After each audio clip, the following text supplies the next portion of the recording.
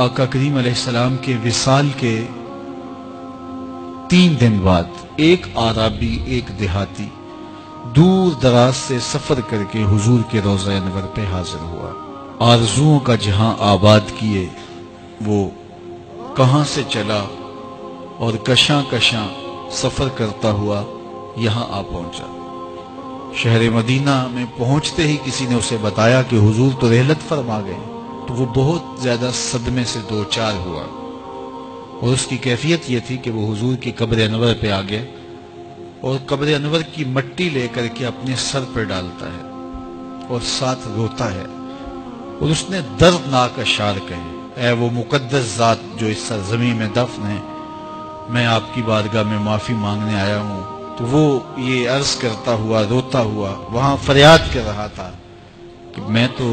معافی کے بغیر جاؤں گا نہیں۔ تو صاحب مدارک نے لکھا ہے فنودیا من القبر انہ قد غفر لک،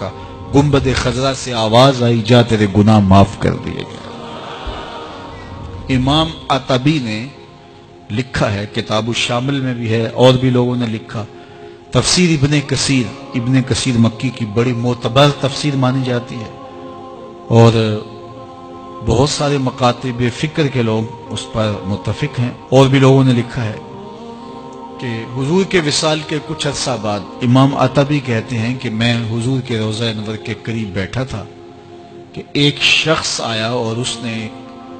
حضور کی بارگاہ میں گناہوں کی بخشش اور مغفرت کا سوال کیا، اور اتنی ضد کی کہ جس طرح کوئی اڑی کر جاتا ہے تو اس طرح وہ بہت زیادہ ضد کرتا تھا اور بار بار کہتا تھا یہ تو مستغفرا لذنبی، میں اپنے گناہوں کی بخشش و مغفرت کے لیے آیا ہوں اور اس کے بغیر نہیں جاؤں گا۔ تو وہ اس طرح بات کر رہا تھا۔ تو امام عطبی کہتے ہیں کہ وہ چلا گیا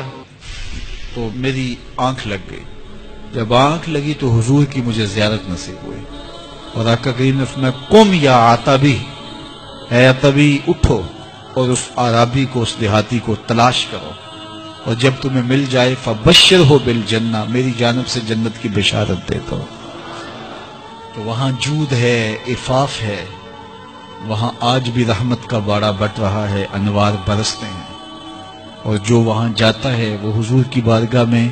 جو عرض کرتا ہے آنے والے کی فریاد سنی جاتی ہے۔ حضرت امام احمد بن حنبل، حضرت امام شافعی اور حضرت امام اعظم ابو حنیفہ علیہ الرضوان، ان تینوں کا قول یہ ہے کہ جو کوئی حضور کے روضے پہ جائے، ادب سے سلام پیش کرے، ہاتھ باندھ کے کھڑا ہو۔ ہمارے حناف نے کتابوں میں لکھا ہے یاقف کما یاقف المصلی، جس طرح نمازی ہاتھ باندھ کے دست بستہ کھڑا ہوتا ہے، حضور کی بارگاہ میں یوں ادب سے کھڑے ہوں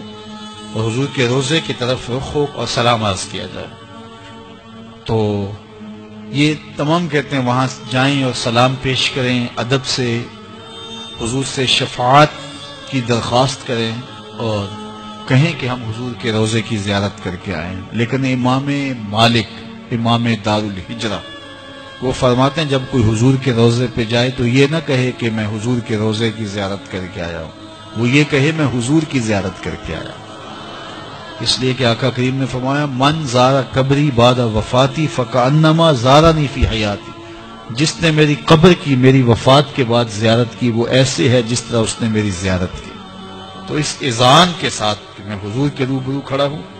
اور آقا کریم علیہ الصلوۃ والسلام جو ہے وہ میری فریاد کو سن رہے ہیں اور جو میں کہہ رہا ہوں اس کو سماعت کر رہے ہیں، اور آقا کریم کرم بھی فرماتے ہیں، اپنے غلاموں کی ضروریات کو پورا بھی فرماتے ہیں، کیونکہ اللہ نے انہیں قاسم بنایا ہے، اللہ عطا کرتا ہے، محبوب بانٹتے ہیں۔ تو وہاں ادب سے، محبت سے پیش کیا گیا سلام، اور صورت قبول ہوتا ہے